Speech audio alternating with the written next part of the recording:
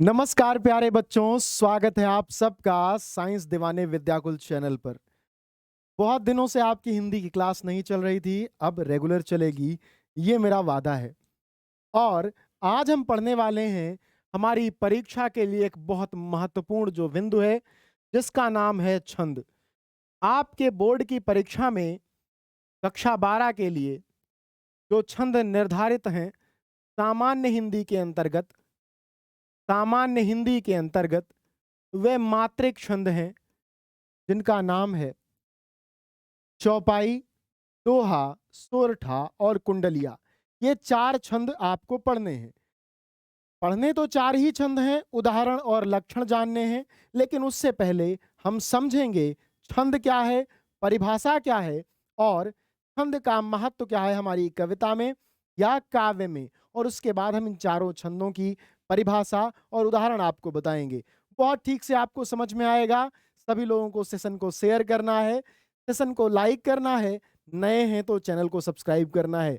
कक्षा 12 में इस बार यूपी बोर्ड में लगभग 13-14 लाख लोग इनरोल हो रहे हैं। सबका विषय हिंदी होना बिल्कुल अ, सत्य है। हिंदी तो विषय होगा ही होगा। तो सभी लोगों के साथ आपको ये वीडियो शेयर करना है। अपने मोहल्ले, गांव, राज्य में इस वीडियो को फैलाना है, क्योंकि छंद आपको मैं बहुत अच्छे से पढ़ाने जा रहा हूं। तो आइए क्लास शुरू करते हैं। लक्षण और उदाहरण देख लीजिए। लक्षण और उदाहरण हैं तो 2 ही इंपॉर्टेंट टॉपिक, लेकिन ग्राउंड बनाना जरूरी है। किसी विषय को समझने के लिए उसकी पूर्व पीठिका में परिभाषा बहुत महत्वपूर्ण होती है। देखते हैं। तो आप मेरे साथ पढ़ रहे हैं ऋषि सर के साथ हिंदी व्याकरण, और हिंदी व्याकरण के अंतर्गत छंद। छंद को हम काव्य सौंदर्य के तत्वों के अंतर्गत पढ़ते हैं। काव्य सौंदर्य के तत्व, इसके अंतर्गत 3 चीज आती हैं: छंद, रस एवं अलंकार। आज हम लोग छंद पढ़ेंगे और इसके बाद हम छंद पर आधारित वीवीआई एमसीक्यूज करेंगे नेक्स्ट चैप्टर में। तो छंद की परिभाषा क्या है? मात्रा और वर्ण आदि के विचार से होने वाली वाक्य रचना को छंद कहते हैं।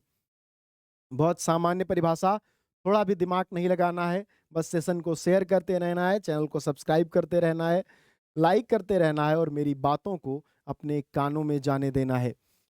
मात्रा और वर्ण आदि के विचार से होने वाली वाक्य रचना छंद कहलाती है। छंद का अर्थ होता है बंधन।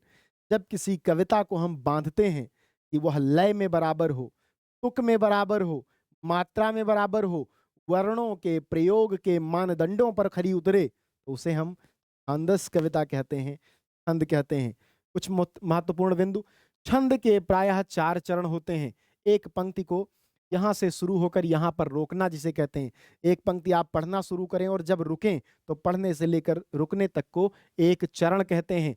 ऐसे माना जाता है हर एक छंद में 4 चरण होते हैं, प्रायः 4 चरण होते हैं, माना नहीं जाता बल्कि होते हैं।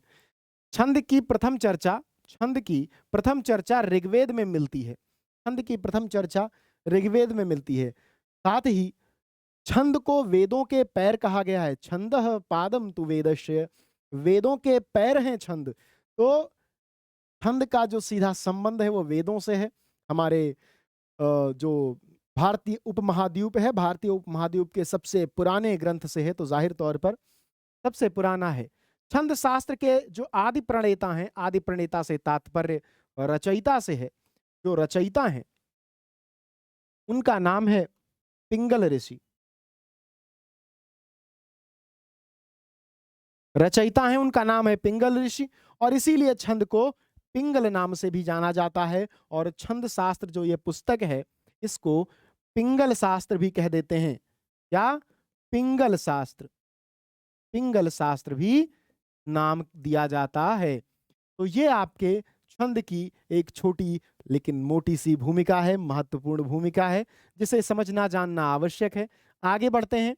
छंद के अंग, अब कोई भी विषय वस्तु है, कोई भी मनुष्य है, कोई भी कंप्यूटर, मोबाइल, लैपटॉप है, तो सबके कंपोनेंट्स होते हैं, अंग होते हैं। वो कुछ चीज़ों को असेंबल करने से बनते हैं। जैसे मनुष्य हाथ, पैर, आंख, नाक, मुंह, दांत, बाल आदि को जोड़ने से बनता है। कंप्यूटर डेस्कटॉप, मदरबोर्ड, तमाम टाइप की चिप्स और वायर्स जोड़ करके बनता है, उसी प्रकार छंद भी कुछ चीजों से बनता है। वे क्या हैं? चरण। मैंने आपको बताया चरण क्या है। इनकी बहुत मोटा मोटी समझ आपको आवश्यक है, क्योंकि मैंने आपको बताया कि केवल भूमिका आवश्यक है। चरण क्या होता है? एक जगह से पढ़ना शुरू करना किसी पंक्ति को और उसकी यति विराम तक पहुंचना एक चरण कहलाता है। तो चरण यानी कविता का चरण। वर्ण और मात्रा क्या है? वर्ण यानी क ख ग। भाषा की सबसे छोटी इकाई को वर्ण कहते हैं। और मात्रा क्या है? बड़ा आ है तो इसकी मात्रा क्या हो जाएगी? ये हो जाएगी। तो इस मात्रा और वर्ण को एक अंग माना जाता है। लघु और गुरु, लघु को 1 से लिखते हैं, गुरु को 2 से लिखते हैं। जैसे देखिए, छोटा आ क्या है? ह्रस्व स्वर है, ह्रस्व स्वर। इस ह्रस्व स्वर को हम लघु स्वर भी कहते हैं, लघु स्वर। और मात्रा गणना में इसको एक डंडी से दिखाया जाता है। और गुरु किसे कहते हैं? जैसे बड़ी ई हो गया, तो बड़ी ई क्या है? दीर्घ स्वर है, दीर्घ स्वर। इसको हम क्या गुरु भी कहते हैं। और जो गुरु है उसकी मात्रा को थोड़ा सा यस आकार के एक बिंदु से दिखाया जाता है। आगे मैं मात्रा गणना बताऊंगा, तब आप लोग समझ पाएंगे। तो सभी लोगों को इस क्लास को शेयर करना है, सभी लोगों को इस क्लास को लाइक करना है, और अपने दोस्तों, अपने जितने भी लोग आप सहपाठी हैं आपके जो कक्षा 12 में हैं और इस बार बोर्ड का एग्जाम देने जा रहे हैं, उन्हें उनके साथ इसे शेयर करना है। नए हैं तो चैनल को सब्सक्राइब करना है। और हम आगे बढ़ते हैं। संख्या एवं क्रम। संख्या, संख्या क्या होती है? मात्रा कितनी है, या कौन से चरण पर कौन सी मात्रा लगनी है, या किस प्रकार की मात्रा कौन से किस चरण में कितनी मात्राएं हैं, इसे संख्या कहते हैं। और क्रम उसी आधार पर निर्धारित होता है। गण, गण 8 प्रकार के होते हैं। यगण, मगण, जगण, तगण। जा माता राजभान सलगा एक संस्कृत का सूक्त है, सूक्ति है। उससे हम गण की तुलना करते हैं। यह जब आप कभी अपने ग्रेजुएशन के दौरान छंद पढ़ेंगे तो उसमें आपको आवश्यकता पड़ेगी। यहाँ आपको इसकी कोई आवश्यकता नहीं है। यत या विराम, जब एक चरण को हम पढ़ना शुरू करते हैं, छंद के एक चरण को पढ़ना शुरू करते हैं, तो पढ़ने से रुकने तक जब आप रुकते हैं, जैसे कि श्री गुरु चरण सरोज रज, अब यहाँ पर रुके तो रज, रुकना क्या होता है? रुकने को हम विराम कहते हैं। अब जैसे मैं पढ़ रहा हूं, और फिर गति और लय, जैसे मैं पढ़ रहा हूं श्री गुरु चरण सरोज रज, में एक गति एक लय है ना, श्री गुरु चरण सरोज रज, ऐसे पढ़ेंगे तो मजा नहीं आएगा। तो हर छंद में एक लय एक गति होती है, तो उसी को हम लय या गति कहते हैं। अब ये सारे मोटा मोटी आपको समझ लेना है, ये सारे छंद के अंग हो गए। इनको भी आपने व्यवस्थित रूप से यदि समझ लिया है तो अब हम आगे बढ़ेंगे और हम समझेंगे महत्वपूर्ण बिंदु को। क्या है महत्वपूर्ण बिंदु? छंद 3 प्रकार के होते हैं। कौन से? मात्रिक छंद। इनमें मात्राओं की गणना की जाती है। मात्राओं की गणना के आधार पर व्याख्यायित छंद, ठीक। वर्णिक छंद, वर्णों के आधार पर, वर्णों के आधार पर बने छंद। फिर है मुक्त छंद। यहां मात्रा या वर्ण किसी भी मानदंड का ध्यान नहीं रखा जाता, का ध्यान नहीं रखा जाता। अक्सर आपने बहुत सी कविताएं सुनी होंगी कि उसने जाते हुए देखा खिड़की पर रखी हुई एक गेंद को और वो सोचने लगा कि काश मैं क्रिकेटर होता तो मैं इस गेंद को खिड़की से पवेलियन के बाहर पहुंचा देता। ऐसे ही कविता बहुत से लोग आजकल फेसबुक वगैरह पर लिख रहे हैं, वो मुक्त छंद की कविताएं हैं। लेकिन ये 3 तो आपने समझ लिए। अब आपको यह जानना है कि आपकी परीक्षा के लिए कौन से महत्वपूर्ण छंद हैं। तो परीक्षा के लिए महत्वपूर्ण छंद हैं चौपाई, दोहा, सोरठा, कुंडलिया। ये सभी मात्रिक छंद हैं, ये सभी मात्रिक छंद हैं। 3 छंद मैंने आपको बताए, मात्रिक, वर्णिक।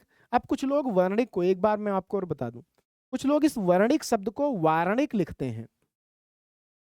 वार्णिक, ये गलत है। एक प्रत्यय है, वर्ण शब्द है, वर्णिक बनेगा, वार्णिक नहीं बनेगा। आगे बढ़ते हैं। अब यहां देखिए, जो आपका क्लास 12th का यूपी बोर्ड का सिलेबस है 2022-23 का, उसमें एक पॉइंट है 12वां। इसमें रस, अलंकार और छंद के बारे में उल्लिखित है। इस छंद में गा खाने को आप पढ़ेंगे तो पाएंगे मात्रिक, चौपाई, दोहा, सोरठा, कुंडलिया, लक्षण एवं उदाहरण। लक्षण का अर्थ हो गया परिभाषा, और उदाहरण तो एक उदाहरण मैं आपको बताऊंगा ही, एग्जाम्पल जिसे हम कहते हैं। सभी लोग सेशन को शेयर करेंगे, सेशन को लाइक करेंगे, और अगर नए हैं आप तो चैनल को सब्सक्राइब करेंगे। आइए आगे बढ़ते हैं। पहला छंद हमारा क्या है? चौपाई। चौपाई की परिभाषा देखते हैं। आपको परिभाषा सामान्य तरीके से समझ में आ जाएगी, कोई कठिनाई नहीं है। बस मेरे शब्दों को अपने कानों तक जाने दीजिए, दिमाग को खुला रखिए और चौपाई आपकी हो जाएगी। आइए आगे बढ़ते हैं। चौपाई एक सममात्रिक छंद है। अब मात्रिक शब्द तो ठीक था, सम क्या है? सममात्रिक मतलब हर चरण में समान मात्रा होगी। समान मात्रा, कहां समान मात्रा? प्रत्येक चरण में, प्रत्येक चरण में समान मात्रा, तो सममात्रिक छंद। इसमें 4 चरण होते हैं, प्रत्येक चरण में 16-16 मात्राएं होती हैं। समान हो गया ना, सममात्रिक। पहले चरण की तुक दूसरे चरण में तथा तीसरे चरण की तुक चौथे चरण में मिलती है। तुक मतलब तुकांत। तुकांत शब्द होता नहीं, अंत में एक ही जैसे शब्द आते हैं, तो पहले की दूसरे से मिलती है और तीसरे की चौथे से मिलती है।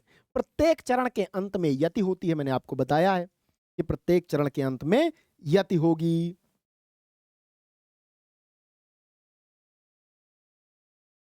अब आइए आगे बढ़ते हैं। चौपाई का एक उदाहरण देखते हैं। हमने आपको बताया कि प्रत्येक चरण में 16-16 मात्राएं होंगी। 4 चरण होंगे, मैंने सिर्फ 2 ही चरण लिए हैं। बिनु पद चले, सुनए बिनु काना, कर बिनु करम, करे विधि नाना। अब मैं इस तरह क्यों पढ़ रहा हूं कि मुझे आपको लय भी बतानी है, गति और लय। तो जब हम चौपाई पढ़ते हैं तो कहते हैं कि बिनु पद चले, सुनय बिनु काना, कर बिनु करम, करई विधि नाना। ये इसकी गति और लय है। लेकिन मात्रा मैंने आपको बताया था, मात्रा गणना में एक चीज मैं आपको और स्पष्ट कर देता हूं। हमारे यहां स्वरों की संख्या बताई गई है 11।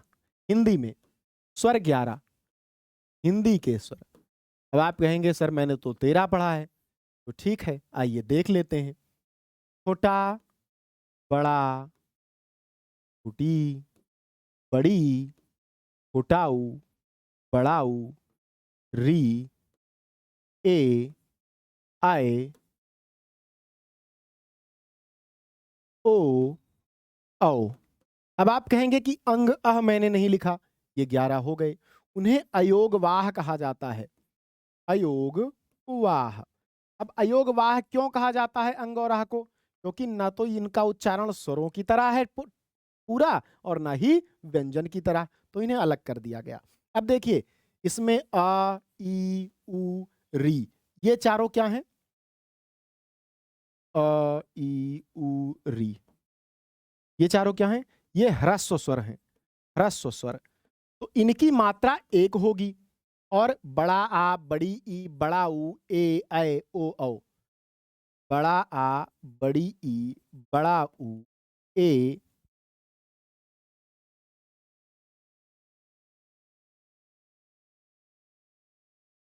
आए, ओ, औ। ये क्या है?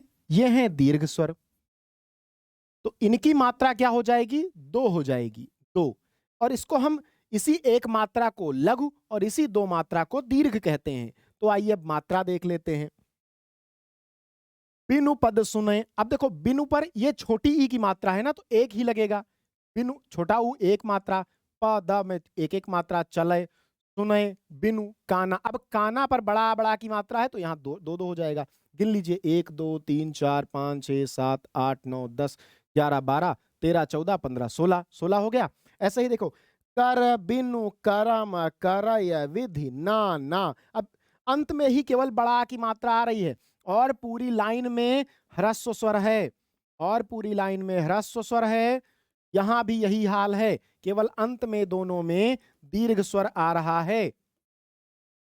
इस तरह आप चौपाई की मात्रा निकाल सकते हैं, चौपाई की मात्रा गणना कर सकते हैं, या परीक्षा में एक उदाहरण लिख सकते हैं।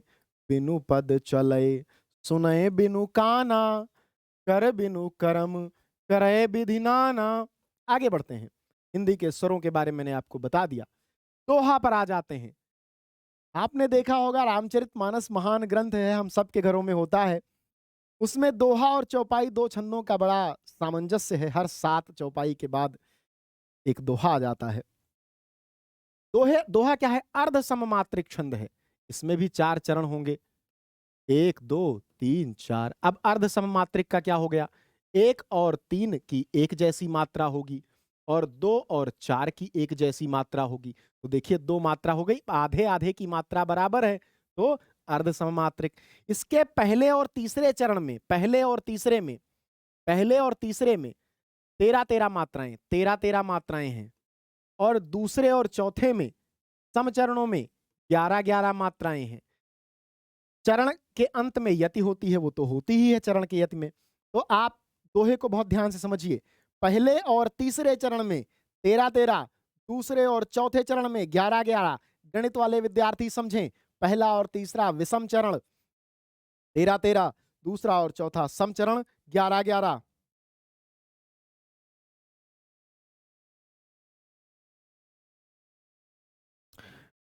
अब इसका एक उदाहरण देखते हैं। दोहा का उदाहरण देखिए। दोहा का उदाहरण, रही मन चुप हुए बैठिए, श्री गुरु चरण सरोज रज। लय आ रही है ना? रही मन चुप हुए बैठिए, देखी दिनन को फेर, जब नी के दिन आई हैं, बनत न लगी हैं बेर। अब देखिए, रहीमन चुप हुए बैठिए, ये 13 होना चाहिए। जब नी के दिन आई हैं, ये 13 होना चाहिए। देख बिनन को फेर 11 होना चाहिए। बनत न लागहि बैर 11 होना चाहिए। अगर ये 11 और 13 हैं तो जान लीजिए हम सही हैं। रहीमन ह्रस्व स्वर, चुप हुए बैठिए। अब देखो, होए पर आय की मात्रा है 2, बै पर आय की मात्रा है 2। गिन लेते हैं 1 2 3 4 5 6 7 8 9 10 11 12 13 हो गया। 1 2 3 4 5 6 7 8 9 10 11 11 हो गया। नीचे गिनते हैं 1 2 3 4 5 6 7 8 9 10 11 12 13 14 12 13। अब यहाँ तक 13 हो गया। बनत न लगी है बेर, तो ये इतना यहाँ का है। बनत का 1 1 3 4 5 6 7 8 9 10 11 11 ये भी हो गया। यानी हमारा जो पूरा चारों चरण है वो बिल्कुल पूरा है, उसमें कोई भी परेशानी नहीं आ रही है। तो आपने समझा कि दोहा अर्ध सममात्रिक छंद है, जिसके पहले और तीसरे चरण में 13-13 मात्राएं, दूसरे और चौथे चरण में 11-11 मात्राएं होती हैं। कंफर्म हो गया होगा सबको। सभी लोग सेशन को शेयर कर दें और सेशन को लाइक कर लें, ये बहुत आवश्यक होता है। साथ ही यदि आप चैनल पर नए हैं तो चैनल को सब्सक्राइब कर लें। साइंस दीवाने विद्याकुल कक्षा 12 के विद्यार्थियों के लिए और 11 के विद्यार्थियों के लिए, उनकी परीक्षा में सफलता सुनिश्चित करने के लिए बेहतरीन कंटेंट के साथ जो स्टडी मटेरियल है वो आप लाता रहता है आपके लिए। तो आप सभी बने रहें। अगले चरण पर चलते हैं। चरण नहीं बल्कि छंद पर चलते हैं। नाम है दोहा। दोहा क्या होता है? मात्रा की दृष्टि से दोहे के ठीक उल्टा विपरीत सोरठा, मैं दोहा कह रहा हूं, सोरठा। तो मात्रा की दृष्टि से यह दोहे का बिल्कुल विपरीत होता है। दोहे में क्या था? देख लीजिए, 4 चरण थे, 13-13 और 13-13 और 11-11 मात्राएं थी। इसमें क्या हो जाएगा? ठीक विपरीत हो जाएगा, 11-11 और 13-13 मात्राएं हो जाएंगी। ठीक है, यह भी अर्ध सममात्रिक होगा। अब देख लिए, अर्ध सममात्रिक होगा ही, ये आधा बराबर, ये आधा बराबर। इसके पहले और तीसरे चरण में विषम में 11-11, पहले और तीसरे में 11-11, तथा दूसरे और चौथे में 13-13 मात्राएं होंगी, दूसरे और चौथे में 13-13। तुक पहले और तीसरे चरण में होता है, पहले और तीसरे चरण में तुक होगा, मतलब लय का विराम तुक होगा।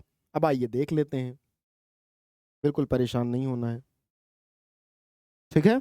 सभी लोग सेशन को शेयर करते रहेंगे और अब हम सोरठा की मात्रा गणना देखेंगे, सोरठा का एक उदाहरण देखेंगे। रघुपति बान कृसानु निश्चर निकर पतंग सम। दोहे से उल्टा पढ़ना है, दोहा जैसे पढ़ रहे थे गति को बदल दीजिए। जरे निशाचर जानू जननी हृदय धीर धरु। अब यदि मैं इसको उल्टा पढ़ूं तो दोहा लगेगा, सुनिए। निश्चर निकर पतंग सम रघुपति बान कृसानु जननी हृदय धीर धरु जरे निशाचर जानू। लय बिल्कुल कंफर्म है दोहे वाली। अब उल्टा कर दिया तो सोरठा हो गया। अब देखिए, रघुपति छोटा ऊ छोटी ई, एक एक ही मात्रा होगी। बान बा में बड़ा है तो दो मात्रा एक हो जाएगी। कृसानु क्री री में मैंने बताया था एक मात्रा, री ह्रस्व स्वर है और नु छोटा ऊ ह्रस्व स्वर एक मात्रा, लेकिन सा में बड़ा है तो दो मात्रा। 1 2 3 4 5 6 7 8 9 10 11। अब 11 मात्राएं यहां हो गई पूरी।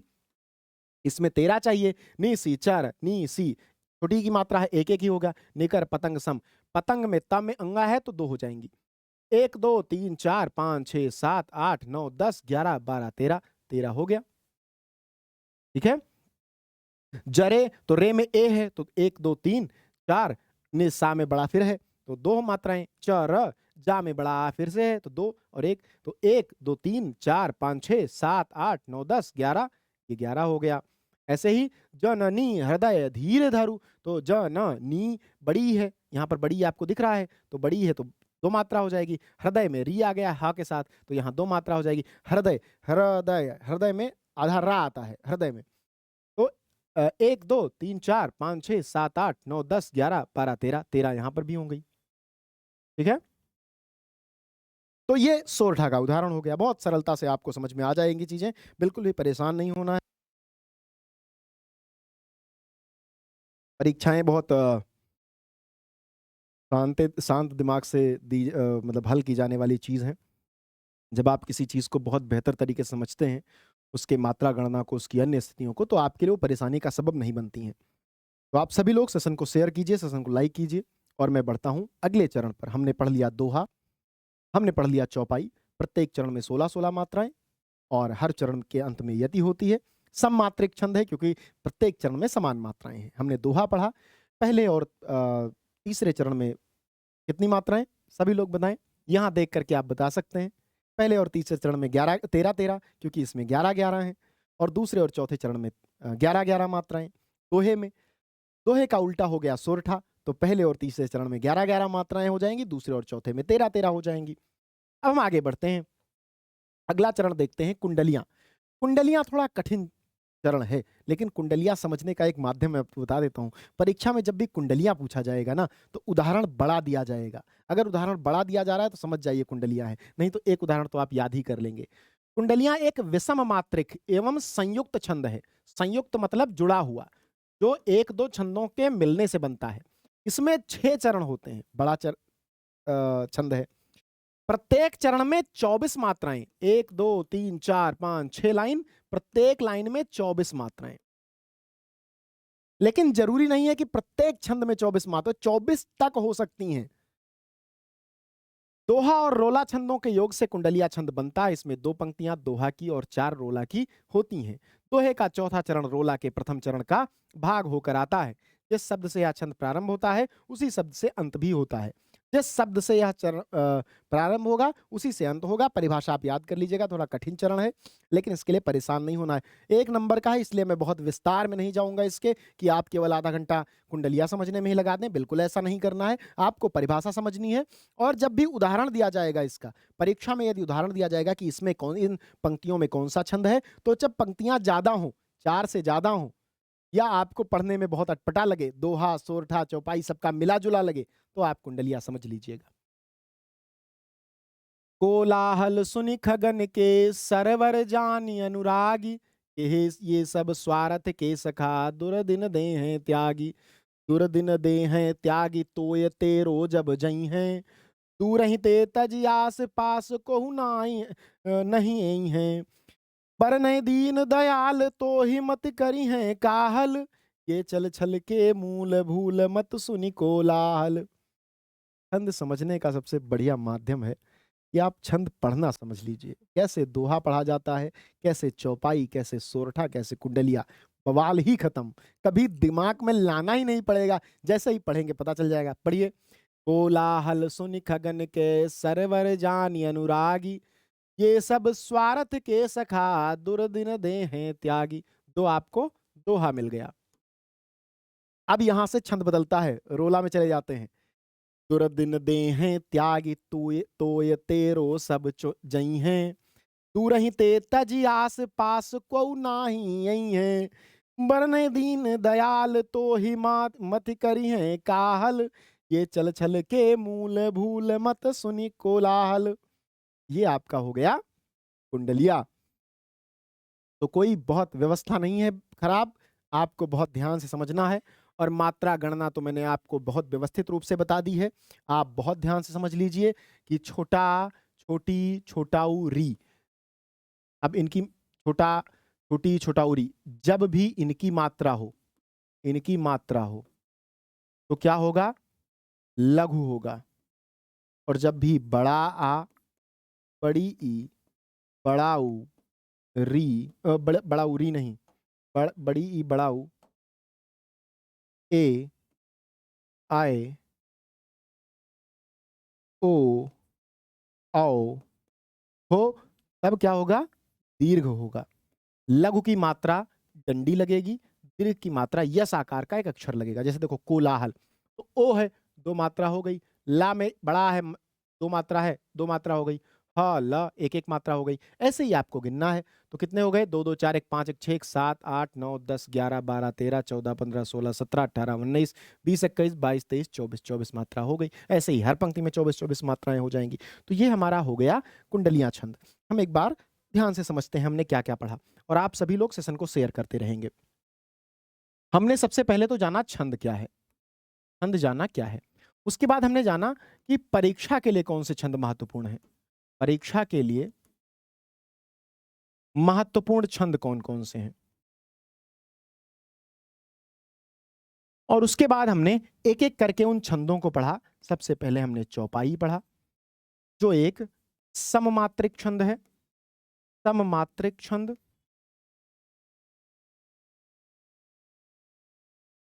उसके बाद हमने पढ़ा 16-16 मात्राएं इसमें होती हैं। उसके बाद हमने दोहा पढ़ा, फिर हमने सोरठा पढ़ा, और फिर हमने पढ़ा कुंडलिया। तो हमने चारों जो महत्वपूर्ण छंद थे उनको पढ़ लिया, उनकी परिभाषा समझ ली, उदाहरण समझ लिया, और हमने ये जान लिया कि परीक्षा में उनको कैसे सॉल्व करेंगे। अगली जो क्लास आपकी होगी उसमें हम छंद के वेरी वेरी इंपॉर्टेंट क्वेश्चंस आपके लिए लेकर के आएंगे, जो परीक्षा के लिए बहुत महत्वपूर्ण हो सकते हैं। तो आप सभी लोग इस सेशन को अपने सभी सहपाठियों के साथ साझा करेंगे, जो कि कक्षा 12 का इम्तिहान देने जा रहे हैं, कक्षा 12 की परीक्षा देने जा रहे हैं। साथ ही आप इस सेशन को लाइक करेंगे, चैनल को सब्सक्राइब करेंगे और बने रहेंगे हमारे साथ। अब 7 बजे से 8 बजे तक इस बात को भी ध्यान में से समझ लीजिए, 7 से 8 शाम को, शायं शायं 7 से 8 आपकी हिंदी की क्लास होगी।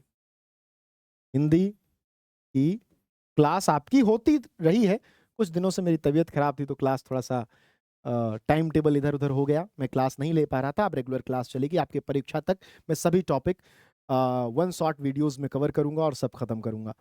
और साथ ही आज है रिपब्लिक डे, गणतंत्र दिवस। आज के दिन भारत का संविधान लागू हुआ था, तो आप सभी को गणतंत्र दिवस की बहुत बहुत शुभकामनाएं। भारत को ऐसे ही गणतंत्र बने रहना है और इसकी जिम्मेदारी आपके कंधों पर है। भारत का जो नागरिक है वही अपने प्रतिनिधियों को चुनता है, और वो प्रतिनिधि उन नागरिकों के द्वारा बनाए गए विजन के आधार पर इस देश का निर्माण करते हैं। तो आप सभी सशक्त बनिए, जागरूक बनिए, सक्षम बनिए, और इस देश का भविष्य उसी पथ पर ले जाइए जिस पर महात्मा गांधी ने योजना बनाई थी और उसकी आधारशिला रखी थी स्वतंत्रता के बाद 15 अगस्त 1947 को। मिलते हैं नेक्स्ट सेशन में, बने रहिए साइंस दीवाने विद्याकुल के साथ। बहुत बहुत धन्यवाद।